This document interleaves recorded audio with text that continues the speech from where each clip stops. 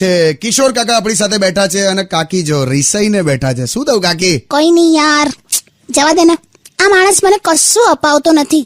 એવું ના બોલીશ, આજે જ બોલ. મેં તારા માટે કેટલું વિચારીને એક ગિફ્ટ લીધી છે. સાચે? આમ જો આ બારીમાં આય. જો નીચે પેલી નવી નક્કોર લાલ ગાડી દેખાય છે, હા. બસ એવા જ કલરની મેં એક લિપસ્ટિક લીધી તારા માટે. હટ, કંજૂસ માણસ. તને ખબર છે ભઈલું, શું? મારા ચણિયાનું નાડું તૂટી ગયેલું ને તો મેં અમને એમ કીધું કે લાવ તમે મને 20 રૂપિયા આપો, નાડું લેવું છે.